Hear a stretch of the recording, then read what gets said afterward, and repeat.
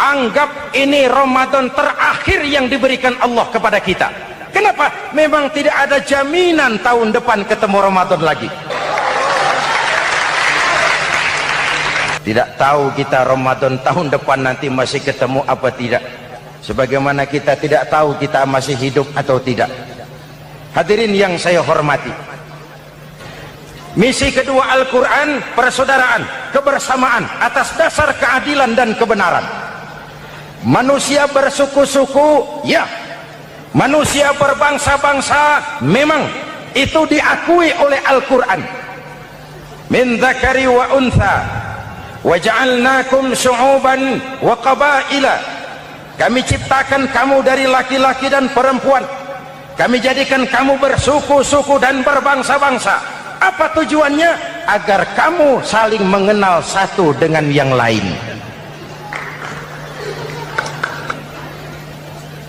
Yang terlepas dari ras, dari manapun orang datang, apapun warna kulitnya, dari suku apapun ia dilahirkan, kalau akidahnya sama, itu kan saudara kita.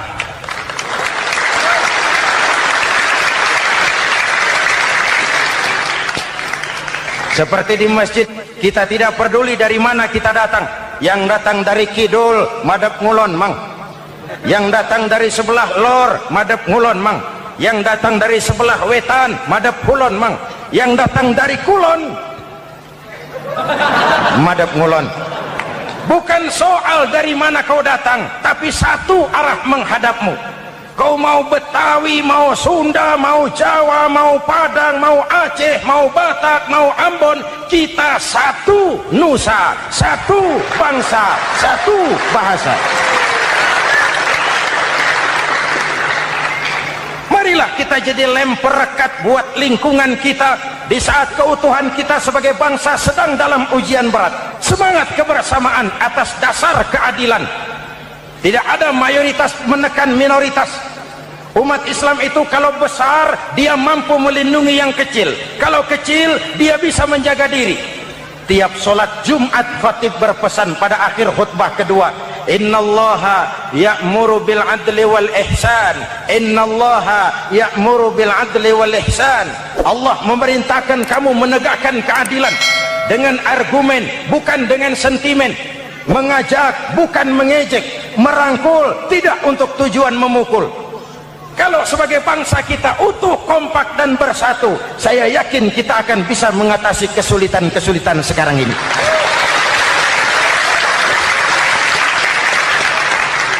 Kan kita prihatin kadang-kadang tawuran antar desa, antar RT, antar RW, antar kecamatan, sampai antar elit di atas. Makanya saya ulang lagi pesan ini, kalau elit di atas tawuran, jadilah penonton yang baik. Saudara-saudara kaum muslimin yang saya cintai, kita prihatin, kita seakan tercabut dari akar budaya kita sebagai bangsa. Kenapa kita yang berfalsafahkan Pancasila, kenapa kita yang berketuhanan yang Maha Esa tiba-tiba jadi beringas dan brutal? Ada maling ayam ketangkap, disiram bensin, dibakar hidup-hidup. Kok kita bisa begitu? Street justice, pengadilan jalanan mulai tegak. Iyalah kita tidak puas dengan kerja aparat kita, tapi jangan main hakim sendiri. Ini negara, bukan hutan.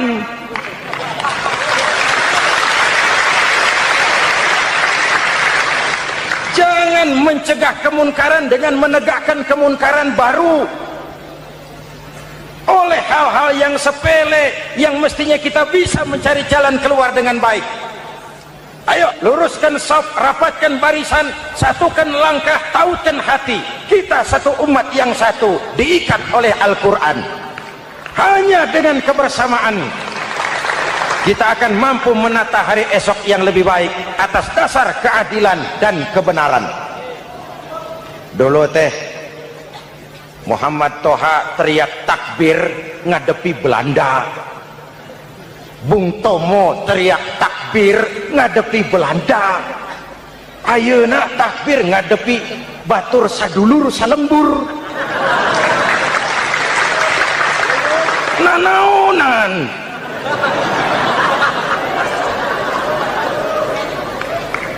Bung Tomo teriak takbir, Muhammad Toha teriak takbir, yang dihadapi jelas penjajah Belanda. Kita ngadepi saudara sendiri, Allahu Akbar, yang sana teriak Allahu Akbar, setan tepuk tangan di tengah. Ini misi kedua. Misi yang ketiga, Al-Quran membebaskan manusia dari gaya hidup sekuler.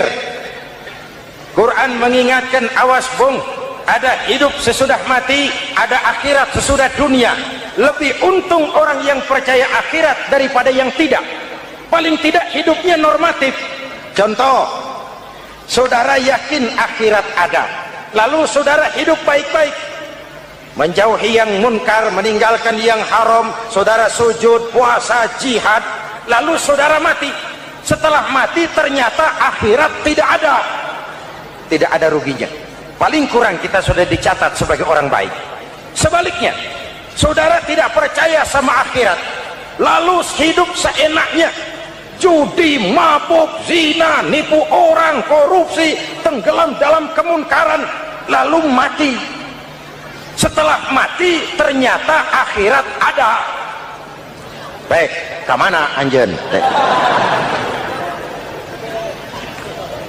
Lebih untung orang yang percaya akhirat ketimbang yang tidak. Hidupnya ada rem. Iya pak, saya kepengen banyak uang, tapi kalau main judi nanti di akhirat bagaimana? Iya, saya kepengen jadi orang kaya, tapi kalau korupsi, nipu orang, buka peternakan tuyul, nanti di akhirat bagaimana? Gaya hidup yang berkeseimbangan, ada hidup sesudah mati dan ada akhirat sesudah dunia. Yang keempat, Quran membebaskan manusia dari belenggu kebodohan.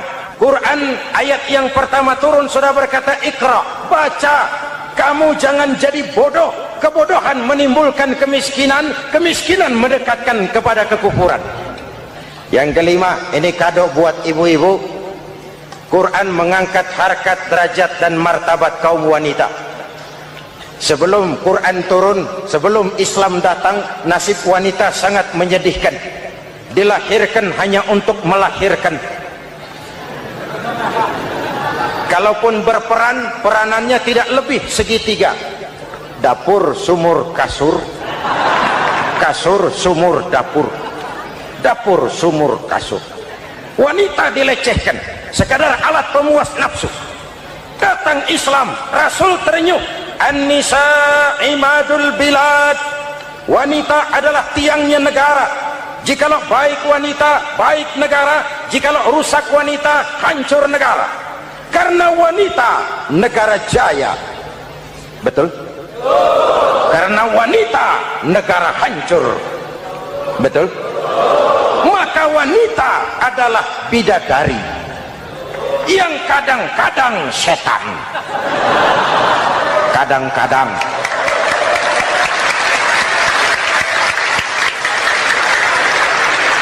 Ini yang hadir di sini bidadari semua. Ibu bapak, saudara-saudara hadirin yang saya hormati. Lalu bagaimana sikap kita terhadap Al-Quran? Quran sendiri menjelaskan, "Tsumma awrasnal kitaba alladzina istafaina min ibadina." Kemudian kami wariskan kitab Al-Quran yang kami pilih buat hamba-hamba kami yang terpilih. Luar biasa. Umatnya umat pilihan, rasulnya rasul pilihan, kitabnya pun kitab pilihan. Kami wariskan Al-Quran kepada hamba-hamba kami yang kami pilih. Bagaimana sikap mereka setelah menerima Al-Quran? Terbagi tiga. Pertama, faminhum zalimun linafsihi. Di antara mereka ada yang setelah menerima Al-Quran lalu zalim kepada dirinya sendiri. Diterimanya Al-Quran dengan lidahnya, tapi ditolak dengan perbuatannya. Mulutnya menjunjung Al-Quran, perbuatannya menginjak Al-Quran. Quran bilang ke barat, dia pergi ke timur. Quran bilang ke selatan, dia berangkat ke utara.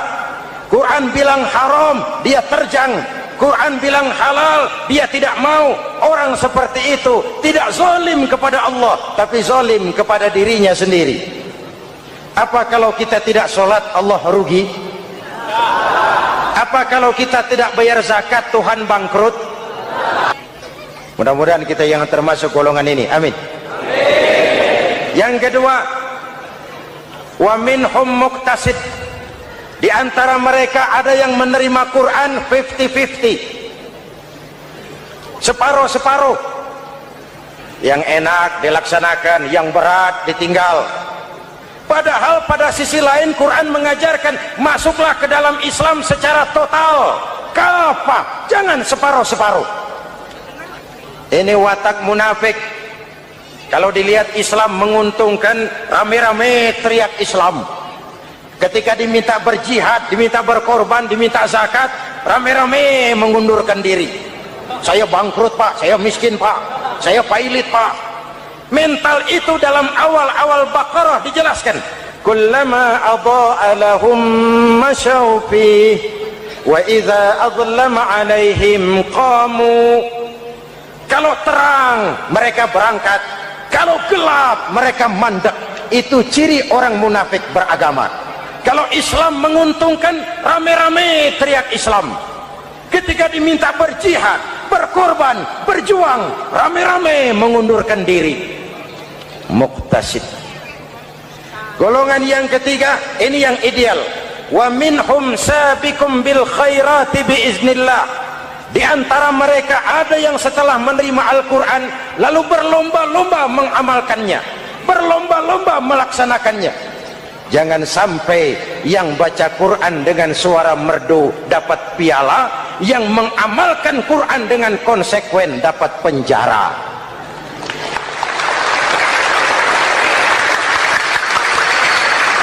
Itu ironi, itu menyedihkan, itu memilukan, dan itu memalukan. Pilihan terserah kita. Satu hadis Rasulullah mengajarkan begini: Man ja'alal Qur'ana amamahu qadahu ilal jannah, wa man ja'alal Qur'ana khalfahu saqahu ilan nar. Siapa yang meletakkan Quran di depannya, dijadikannya Quran sebagai imam, Quran akan membimbing dia ke surga, surga dunia, lebih-lebih surga akhirat. Sebaliknya, siapa yang meletakkan Quran di belakang, dibelakanginya ajaran Quran, Quran akan mendorong dia ke neraka, neraka dunia, lebih-lebih neraka akhirat. Quran imam apa makmum? Kita makmum apa imam? Makmum ikut imam apa imam ikut makmum? Makmum ikut imam. Jikalau Quran adalah imam, jikalau kita adalah makmum. Ke barat kata Quran, ke barat kita berangkat. Ke timur kata Quran, ke timur kita menuju. Halal kata Quran, itu yang kita ambil.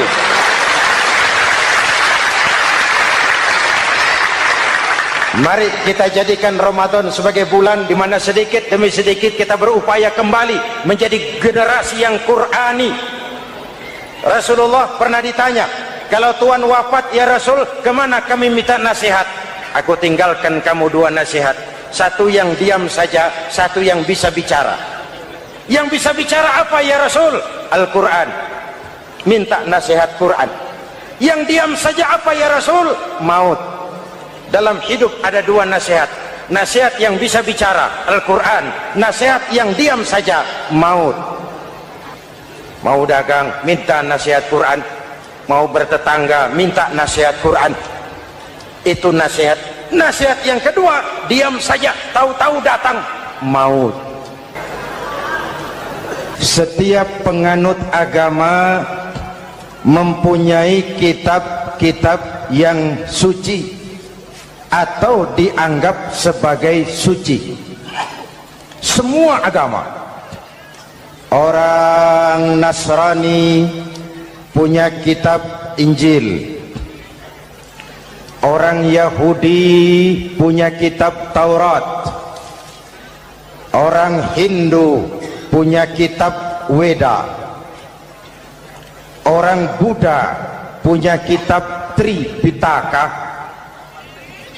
pengikut Konghucu punya kitab Tao Te Ching, orang Majusi pengikut Zoroaster punya kitab Zen Avesta, orang kebatinan punya kitab Serat Centani, Hidayat Jati atau Darmo Gandul.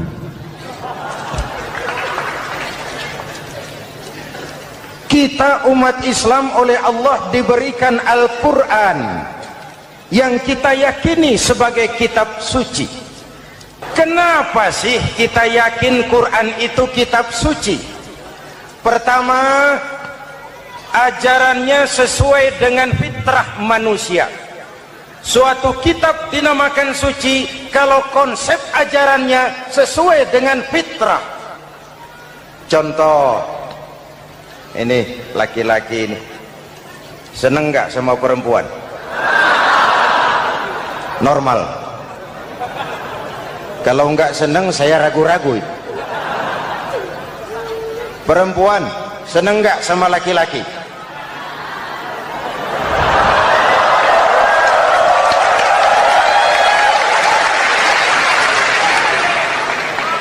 Ini fitrah. Laki-laki suka perempuan, perempuan suka laki-laki. Quran memahami itu. Hai laki-laki, kau senang dengan perempuan. Hai perempuan, kau suka dengan laki-laki. Oke, lewat sini, lewat pintu yang disebut nikah. Kalau kitab suci melarang nikah, itu bertentangan dengan fitrah manusia. Maka dalam Quran, mulai dari umat sampai ulama dan segala profesi dianjurkan nikah. Kalau kiai tidak boleh nikah, saya pilih mengundurkan diri, Pak.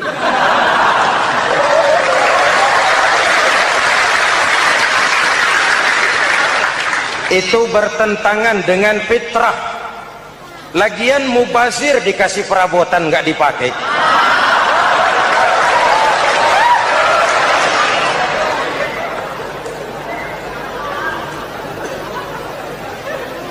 Fitrah. Contoh lagi, manusia perlu makan.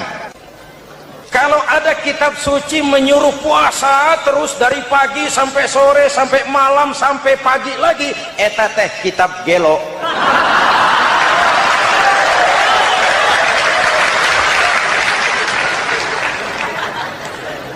Quran sesuai dengan fitrah. Puasa mulai dari imsak sampai datang waktu maghrib.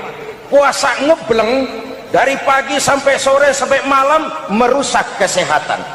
Malam berpuasa boleh bergaul dengan istri. Kenapa? Fitrah. Kalau siang tidak boleh, malam tidak boleh, sebulan penuh panas kepala.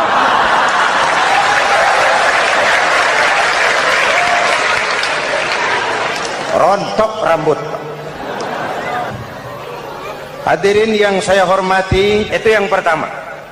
Yang kedua, kita yakini Quran sebagai kitab suci karena isinya tidak saling bertentangan, konsekuen, konsisten. Kalau ada satu kitab, di satu ayat mengajarkan Tuhan Esa, di lain ayat mengajarkan tiga, liar itu mah. Bagaimana kitab suci isinya paradoks?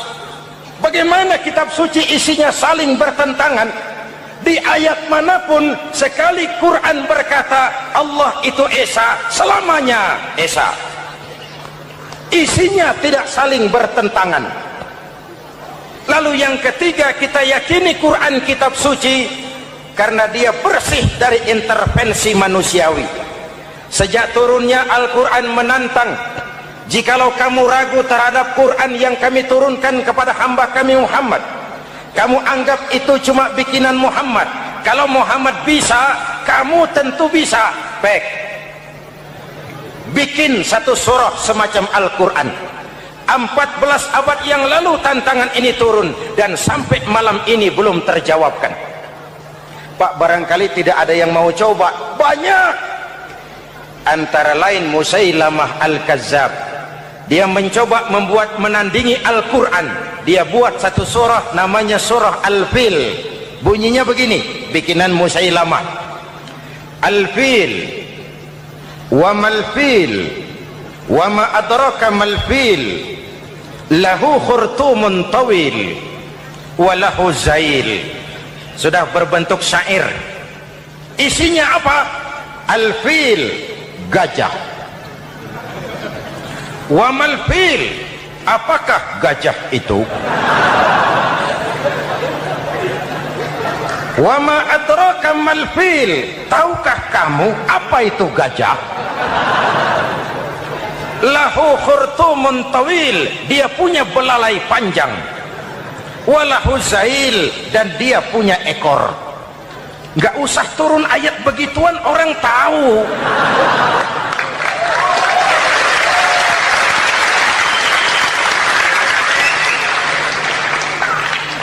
Kalau redaksi mendekati, maka isi jauh panggang dari api.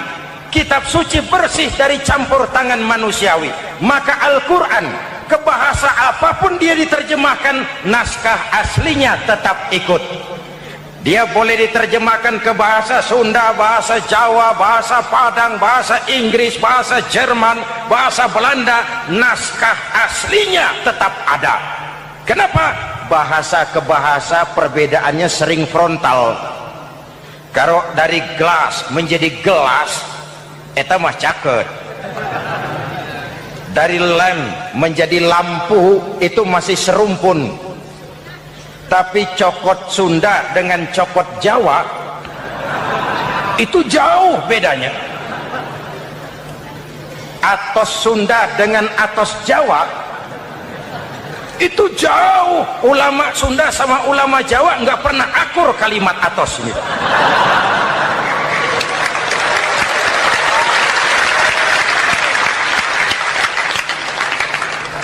Inilah kebenaran janji Allah, inna nahnu nazzalna dzikra wa inna lahu lahafizun.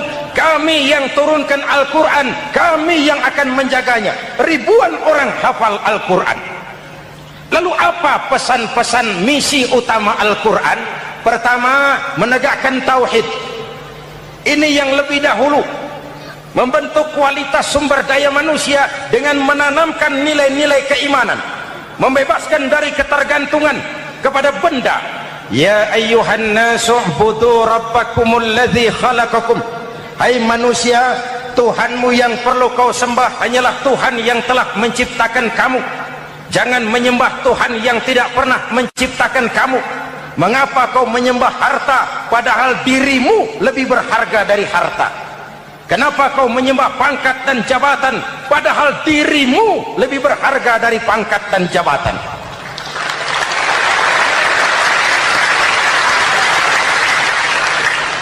Diajak rasio berpikir, Tuhanmu yang perlu kau sembah hanyalah Tuhan yang menciptakan kamu. Dan Tuhan yang menciptakan kamu itu Tuhan yang lam yalid wa lam yulad, yang laisa kamislihi syai'un. Dan itulah Allah subhanahu wa ta'ala.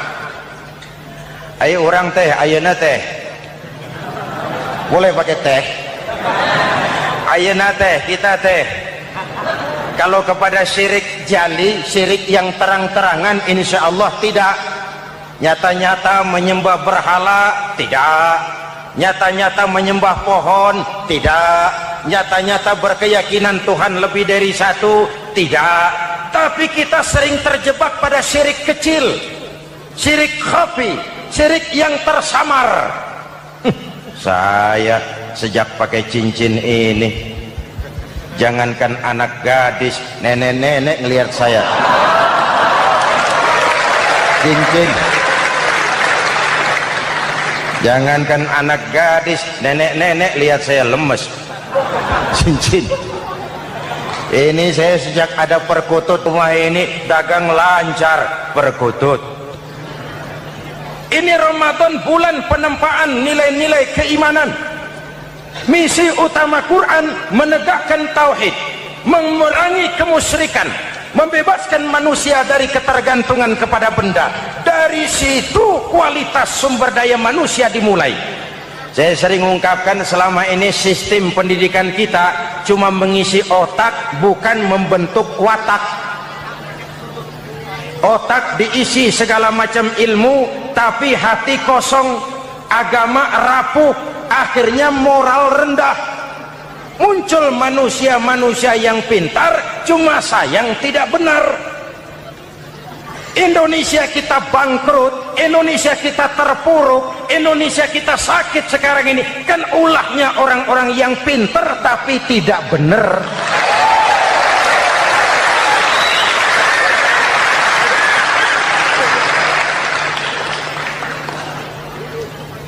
Kalau saya bicara kayak begini, ini bukan pidato politik, ini nurani. Politik naon kadut.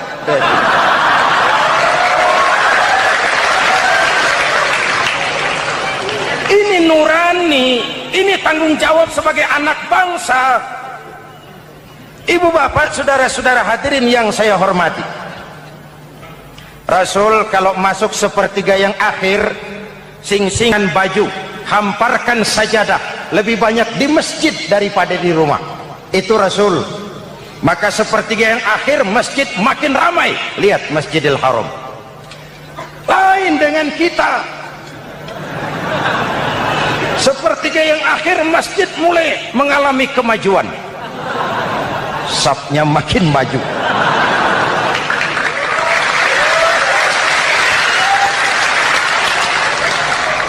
Pasar ramai, terminal beludak. Padahal sepertiga yang akhir itu puncak, padahal di situ nilai tambah. Dan anggap ini Ramadan terakhir yang diberikan Allah kepada kita. Kenapa? Memang tidak ada jaminan tahun depan ketemu Ramadan lagi.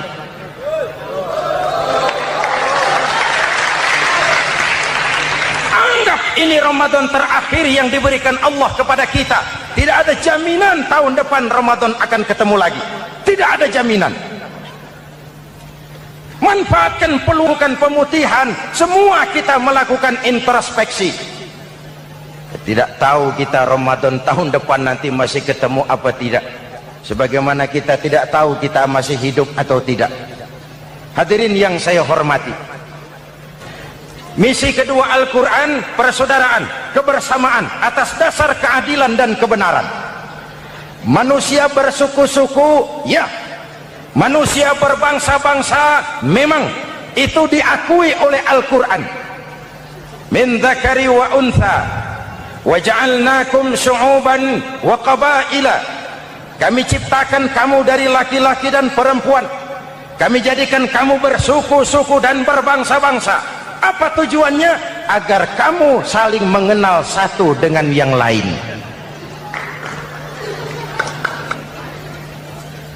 Yang terlepas dari ras, dari manapun orang datang, apapun warna kulitnya, dari suku apapun ia dilahirkan, kalau akidahnya sama, itu kan saudara kita.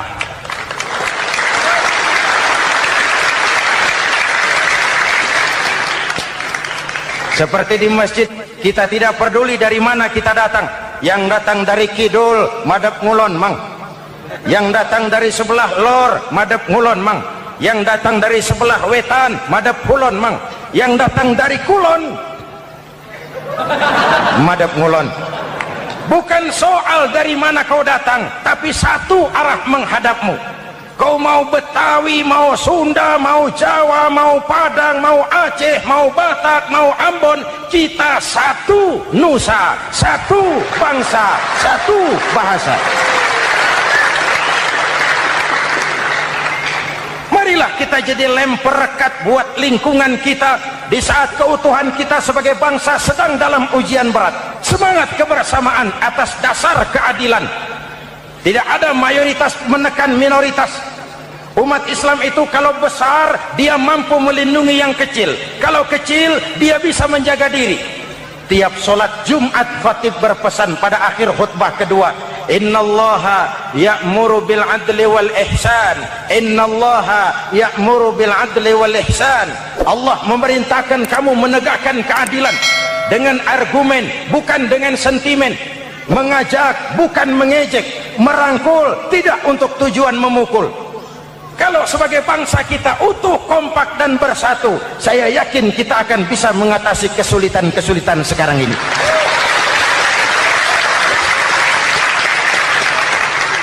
Kan kita prihatin kadang-kadang tawuran antar desa, antar RT, antar RW, antar kecamatan, sampai antar elit di atas.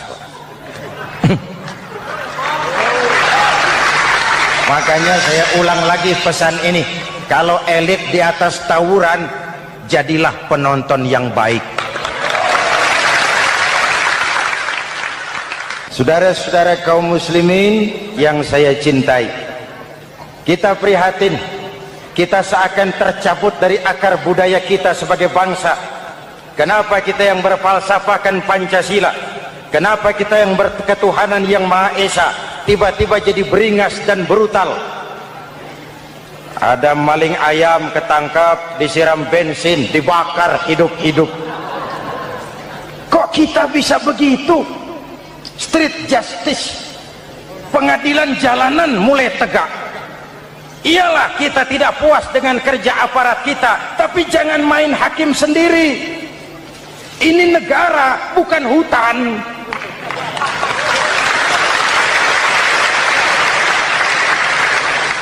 Jangan mencegah kemunkaran dengan menegakkan kemunkaran baru. Sejak turunnya Al-Quran menantang, jikalau kamu ragu terhadap Quran yang kami turunkan kepada hamba kami Muhammad, kamu anggap itu cuma bikinan Muhammad. Kalau Muhammad bisa, kamu tentu bisa. Baik, bikin satu surah semacam Al-Quran. 14 abad yang lalu tantangan ini turun, dan sampai malam ini belum terjawabkan. Pak, barangkali tidak ada yang mau coba. Banyak. Antara lain Musailamah Al-Kazzab, dia mencoba membuat menandingi Al-Quran. Dia buat satu surah namanya surah Al-Fil. Bunyinya begini, bikinan Musailamah. Al-Fil, wa mal-fil, wa ma adraka mal-fil, lahu khurtumun tawil, wa lahu zail. Sudah berbentuk syair.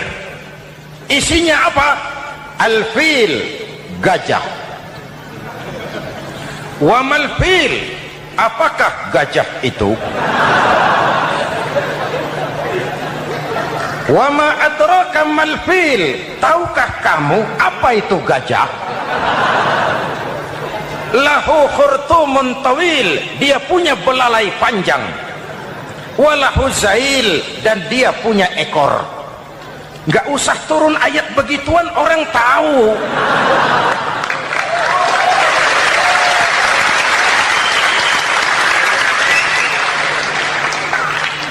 Kalau redaksi mendekati, maka isi jauh panggang dari api. Kitab suci bersih dari campur tangan manusiawi. Maka Al-Quran, ke bahasa apapun dia diterjemahkan, naskah aslinya tetap ikut. Dia boleh diterjemahkan ke bahasa Sunda, bahasa Jawa, bahasa Padang, bahasa Inggris, bahasa Jerman, bahasa Belanda, naskah aslinya tetap ada. Kenapa? Bahasa ke bahasa perbedaannya sering frontal. Kalau dari gelas menjadi gelas, eta mah caket.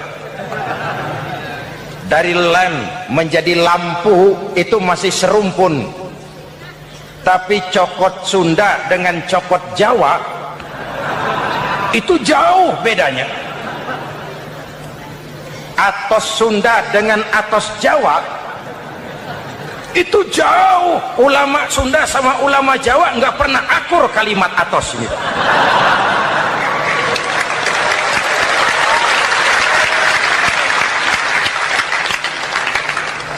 Inilah kebenaran janji Allah, inna nahnu nazzalna dzikra wa inna lahu lahafizun.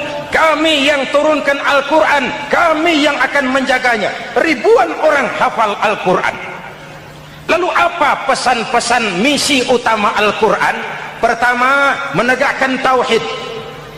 Ini yang lebih dahulu. Membentuk kualitas sumber daya manusia dengan menanamkan nilai-nilai keimanan. membebaskan dari ketergantungan kepada benda. Ya ayyuhan nasu ubudu rabbakumul ladzi khalaqakum. Hai manusia, Tuhanmu yang perlu kau sembah hanyalah Tuhan yang telah menciptakan kamu. Jangan menyembah Tuhan yang tidak pernah menciptakan kamu. Mengapa kau menyembah harta padahal dirimu lebih berharga dari harta? Kenapa kau menyembah pangkat dan jabatan padahal dirimu lebih berharga dari pangkat dan jabatan?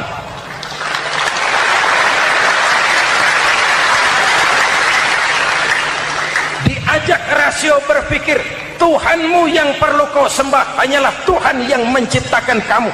Dan Tuhan yang menciptakan kamu itu Tuhan yang lam yalid walam yulad, yang laisa kamislihi syai'un, dan itulah Allah subhanahu wa ta'ala. Ayo orang teh, ayeuna teh boleh pakai teh, ayeuna teh kita teh kalau kepada syirik jali, syirik yang terang-terangan, insya Allah tidak. Nyata-nyata menyembah berhala, tidak. Nyata-nyata menyembah pohon, tidak. Nyata-nyata berkeyakinan Tuhan lebih dari satu, tidak. Tapi kita sering terjebak pada syirik kecil, syirik khafi, syirik yang tersamar. Saya sejak pakai cincin ini, jangankan anak gadis, nenek-nenek ngelihat saya cincin. Jangankan anak gadis, nenek-nenek lihat saya lemes cincin. Ini saya sejak ada perkutut rumah ini dagang lancar perkutut. Oleh hal-hal yang sepele yang mestinya kita bisa mencari jalan keluar dengan baik. Ayo luruskan saf, rapatkan barisan, satukan langkah, tautkan hati. Kita satu umat yang satu, diikat oleh Al-Quran. Hanya dengan kebersamaan kita akan mampu menata hari esok yang lebih baik atas dasar keadilan dan kebenaran. Dulu teh Muhammad Toha teriak takbir ngadepi Belanda, Bung Tomo teriak takbir ngadepi Belanda, ayeuna takbir ngadepi batur sadulur salembur. Nanaonan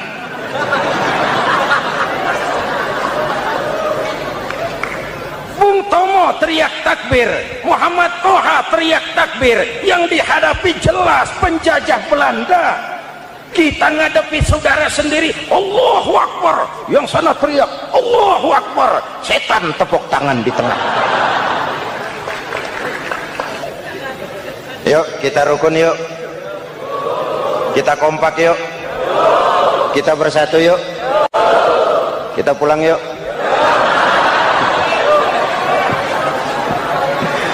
Ini misi kedua. Misi yang ketiga, Al-Quran membebaskan manusia dari gaya hidup sekuler.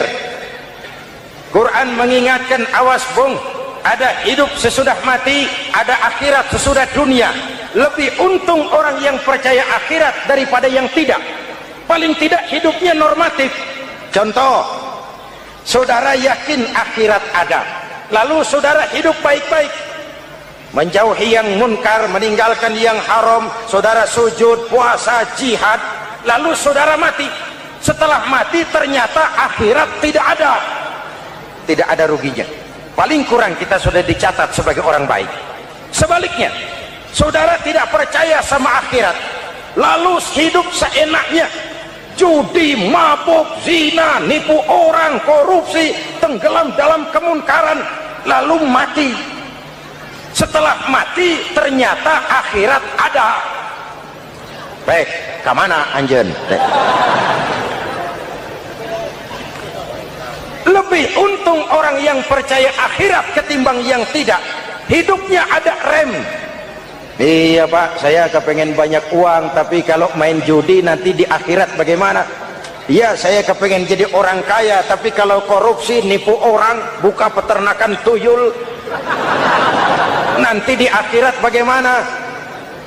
Gaya hidup yang berkeseimbangan, ada hidup sesudah mati dan ada akhirat sesudah dunia. Yang keempat, Quran membebaskan manusia dari belenggu kebodohan. Quran ayat yang pertama turun sudah berkata, Iqra, baca, kamu jangan jadi bodoh. Kebodohan menimbulkan kemiskinan, kemiskinan mendekatkan kepada kekufuran. Yang kelima, ini kado buat ibu-ibu, Quran mengangkat harkat, derajat dan martabat kaum wanita. Sebelum Quran turun, sebelum Islam datang, nasib wanita sangat menyedihkan. Dilahirkan hanya untuk melahirkan. Kalaupun berperan, peranannya tidak lebih segitiga. Dapur, sumur, kasur. Kasur, sumur, dapur. Dapur, sumur, kasur. Wanita dilecehkan, sekadar alat pemuas nafsu. Datang Islam, Rasul terenyuh. An-nisa imadul bilad. Wanita adalah tiangnya negara. Jikalau baik wanita, baik negara. Jikalau rusak wanita, hancur negara. Karena wanita, negara jaya. Betul? Karena wanita, negara hancur. Betul? Maka wanita adalah bidadari yang kadang-kadang setan. Kadang-kadang.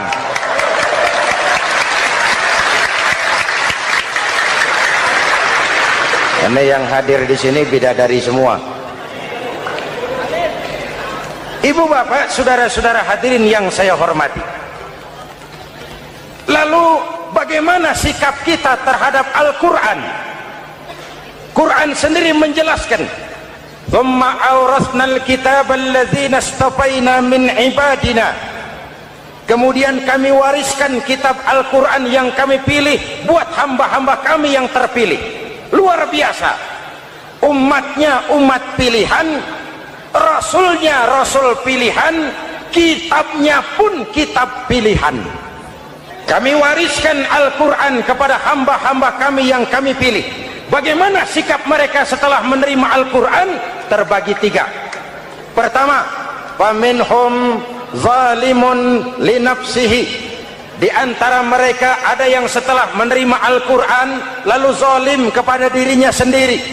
Diterimanya Al-Quran dengan lidahnya, tapi ditolak dengan perbuatannya. Mulutnya menjunjung Al-Quran, perbuatannya menginjak Al-Quran. Quran bilang ke barat, dia pergi ke timur. Quran bilang ke selatan, dia berangkat ke utara. Quran bilang haram, dia terjang. Quran bilang halal, dia tidak mau. Orang seperti itu tidak zalim kepada Allah, tapi zalim kepada dirinya sendiri. Mudah-mudahan kita yang termasuk golongan ini. Amin. Yang kedua, wa minhum muqtasid. Di antara mereka ada yang menerima Quran 50-50, separuh-separuh. Yang enak dilaksanakan, yang berat ditinggal. Padahal pada sisi lain Quran mengajarkan masuklah ke dalam Islam secara total, kafah, jangan separuh-separuh. Ini watak munafik. Kalau dilihat Islam menguntungkan, rame-rame teriak Islam. Ketika diminta berjihad, diminta berkorban, diminta zakat, rame-rame mengundurkan diri. Saya bangkrut pak, saya miskin pak, saya pailit pak. Mental itu dalam awal-awal Baqarah dijelaskan. Kullama adha'a lahum masyaw fih wa idza adlama alaihim qamu. Kalau terang mereka berangkat, kalau gelap mereka mandek. Itu ciri orang munafik beragama. Kalau Islam menguntungkan, rame-rame teriak Islam. Ketika diminta berjihad, berkorban, berjuang, rame-rame mengundurkan diri. Muqtasid. Golongan yang ketiga, ini yang ideal. Wa minhum sabiqum bil khairati biiznillah. Di antara mereka ada yang setelah menerima Al-Quran lalu berlomba-lomba mengamalkannya, berlomba-lomba melaksanakannya. Jangan sampai yang baca Quran dengan suara merdu dapat piala, yang mengamalkan Quran dengan konsekuen dapat penjara.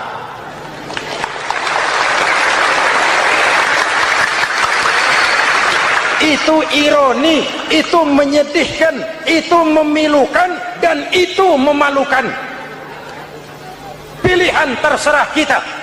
Satu hadis Rasulullah mengajarkan begini, man ja'alal qur'ana amamahu qadahu ilal jannah wa man ja'alal qur'ana khalfahu saqahu ilan nar.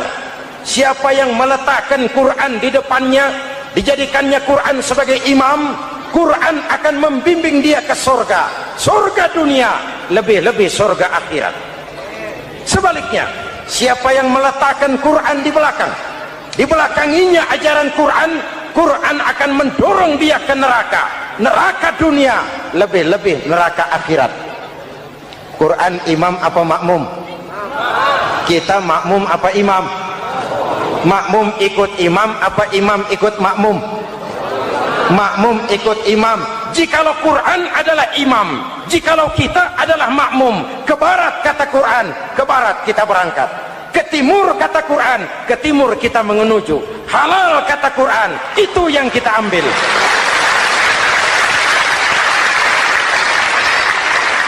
Mari kita jadikan Ramadan sebagai bulan di mana sedikit demi sedikit kita berupaya kembali menjadi generasi yang Qurani.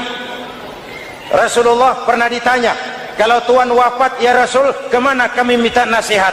Aku tinggalkan kamu dua nasihat, satu yang diam saja, satu yang bisa bicara. Yang bisa bicara apa ya Rasul? Al-Quran. Minta nasihat Quran. Yang diam saja apa ya Rasul? Maut.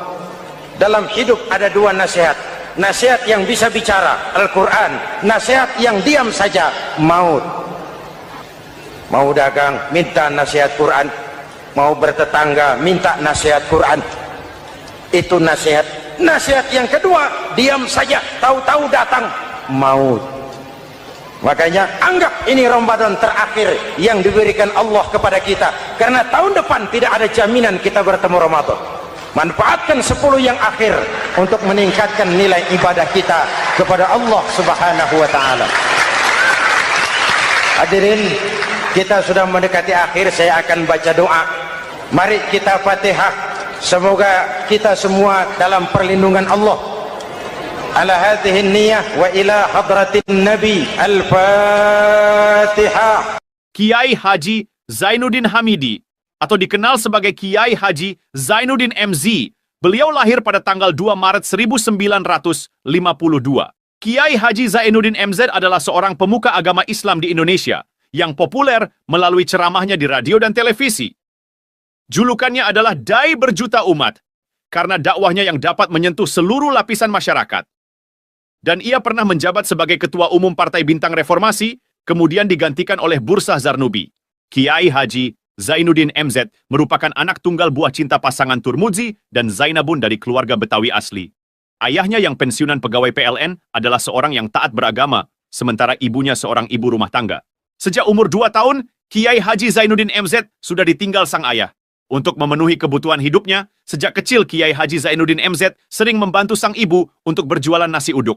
Selama 6 tahun Kiai Haji Zainuddin MZ mengenyam pendidikan di bawah asuhan Kiai Haji Idam Chalid, ulama karismatik asal Kalimantan, sekaligus politisi ulung yang pernah menjabat sebagai Ketua MPR dan Ketua DPR pada periode 1971 sampai 1977.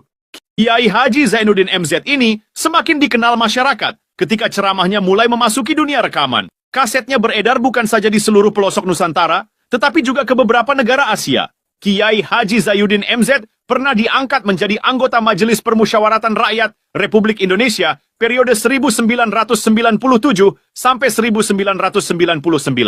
Beliau pernah mengisi di suatu acara TV, seperti acara Tabligh Akbar Ramadan, Indosiar mulai dari tahun 2000 sampai tahun 2001. Acara TV pengantar sahur dan berbuka puasa, Indosiar, dari tahun 1999 sampai 2002. Dakwah puasa acara TV SCTV dari tahun 1991 sampai 2001. Kiai Haji Zainuddin MZ meninggal dunia pada 5 Juli 2011 dalam perjalanan menuju Rumah Sakit Pusat Pertamina karena serangan jantung dan gula darah. Ia meninggal setelah sarapan bersama keluarga di rumahnya Gandaria 1, Kebayoran Baru, Jakarta Selatan. Itulah biografi singkat dari beliau. Mari kita kirimkan Al-Fatihah untuk beliau, Kiai Haji Zainuddin MZ. 16, ini 20 ya. Udah, kok pernah panen kan? Jaraknya aduh Ya ora sih jane. Ya apa sing larang Mas duwe Mas? Larang terus iki renek kurang. Oh. Anu jarine panene ora baru. Oh.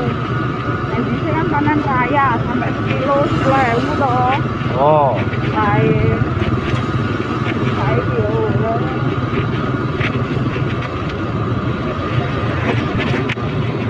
Kilo 10.000 saiki 20.000. Ono sing 18.000, 20.000 kapan ada tukulan ya? 26.000 kapan tuh ya? Nang rumahane. Nek duwe enak seneng tahun pisan musim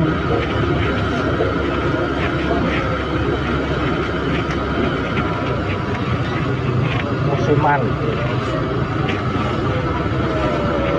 Buah yang musiman apa?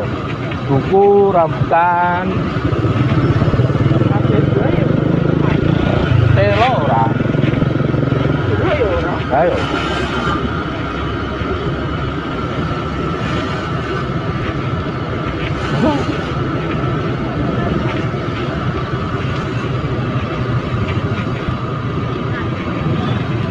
Ning iki mau apa laris dhewe iki yo? Lho murah dhewe, Pak. Oh. Mahal jajal kabeh. Lho, lho. Lombok lho. Ayo. Wah. Murah dhewe. Ada nama video. Wah, tenan. Domini Lombok mriki tik ngono ya. Ya mare lombok kebutuhan pokok mangan raten kusirat. Ulang kaling, ulang kaling. Ulang kaling, ulang kaling. Iki mah tuh apa nih, Mas? Apa ya? Apa-apa. Ulang kaling, ulang kaling. Apa Mas? Ulang kaling, ulang kaling. Lombok. Lombok, Lombok, Lombok. Nang pasar ana lho, Pak. Nang pasar. Napa? Pasar no ora ana Lombok kene. Ono, oke, tapi itu timbangan. Pasar ini ora Pas. doan. Nah, kene kan pilih yo. Timbangan no, rapat oleh kuwi. Lombok. Lah iki yo yo. Oh, ki ora ana Lombok, entek Lomboke. Lombok entek. Boleh Lombok, boleh Lombok. Boleh Lombok.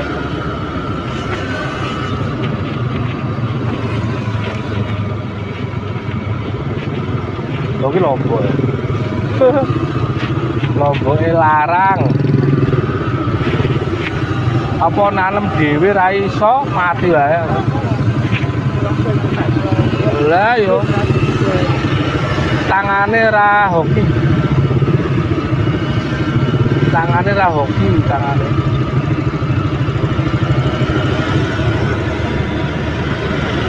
Kurang hoki.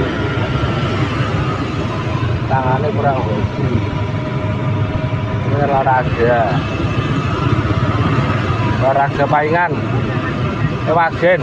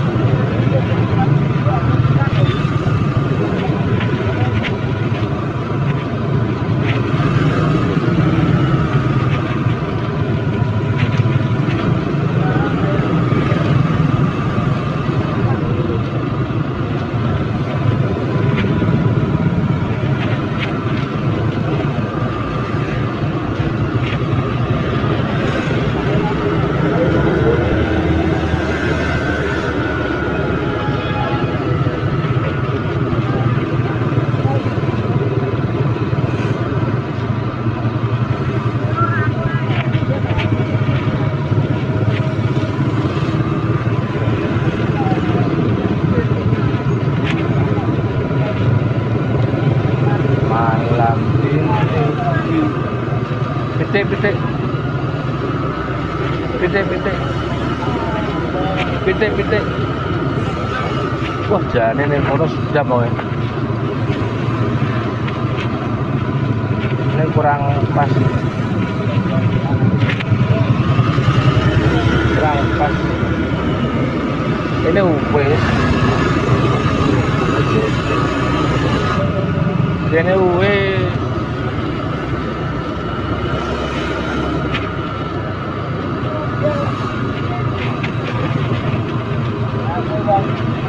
Modelnya model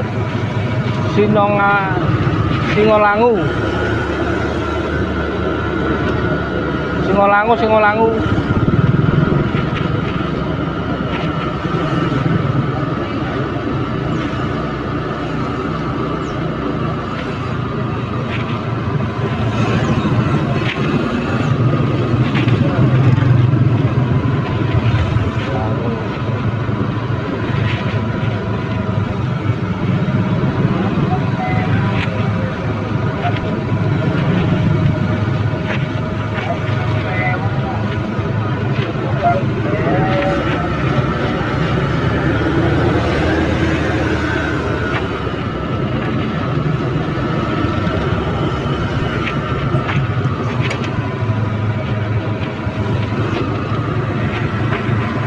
Jalan-jalan. Beli apa nih wagen?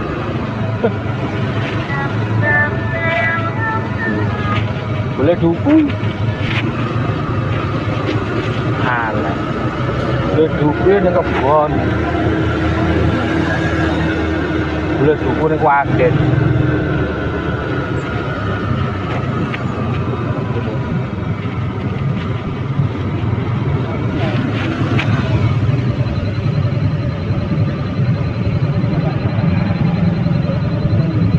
Wes samene panas.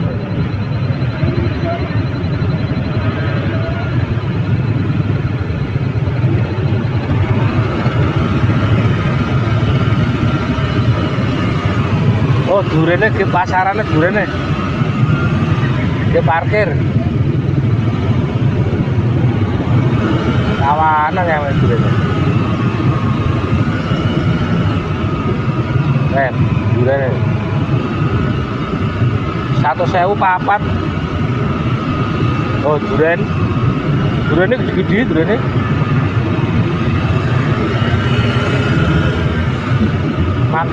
Gua yang paling mahal duren.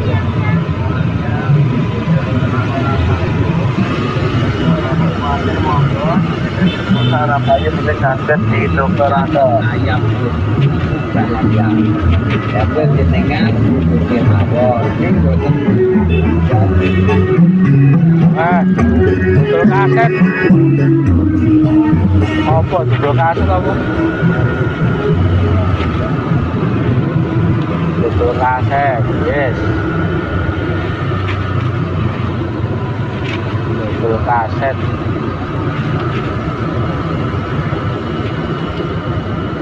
Dodol kaset. Dodol kaset. Berapa itu kaset? Berapa itu kaset? Dodol kaset berapa ayu?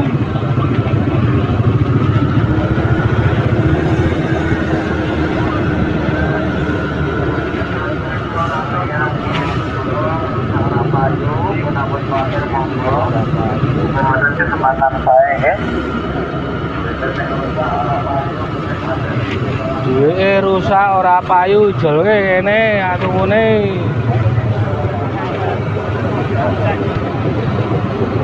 Duwe rusak ora payu kene atungune.